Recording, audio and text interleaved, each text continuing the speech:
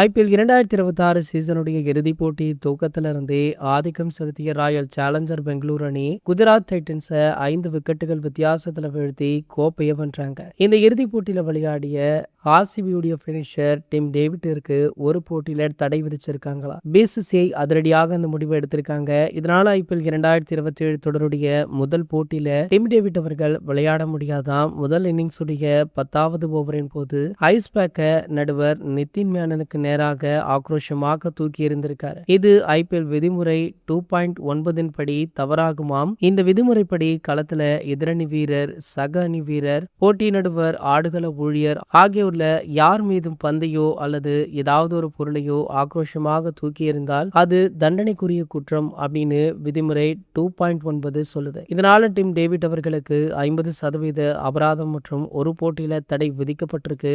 இவர் நடப்பு சீசன்ல ஏற்கனவே 2 முறை தவறு செய்து 2 முறை டிமெரிட் புள்ளிகளை பெற்றிருந்தார். முதல் 2 முறை சேர்த்து 3 டிமெரிட் புள்ளிகளையும் தற்போது 2 டிமெரிட் புள்ளிகளையுமே பெற்றிருக்காரு. இதனாலதான் ஒரு போட்டியில தடையுமே விதிச்சிருக்காங்களா. இதனால ஐபிஎல் 2027 சீசனுடைய முதல் போட்டியில டிம் டேவிட் அவர்களுக்கு தடை விதிக்கப்பட்டிருக்கு. ஒருவேளை ஐபிஎல் 2027 சீசனிலுமே இதே போல இன்னமும் கூடுதலாக 2 டிமெரிட் புள்ளிகளை பெற்றால் டிம் டேவிட் அவர்களுக்கு மேலும் ஒரு போட்டியில தடை விதிக்கப்படுமா. அதாவது அவர் இனி எப்போதெல்லாம் டிமெரிட் புள்ளிகளை பெறுகிறாரோ அப்போதெல்லாம் டிம் டேவிட் அவர்களுக்கு ஒரு போட்டியில் தடை விதிக்கப்படும் நிலை ஏற்படுமா. இது போன்ற கிரிக்கெட் செய்திகளை பத்தி நீங்க உடனே தெரிஞ்சுக்க நம்மளுடைய சேனலை மறக்காம சப்ஸ்கிரைப் பண்ணிக்கோங்க.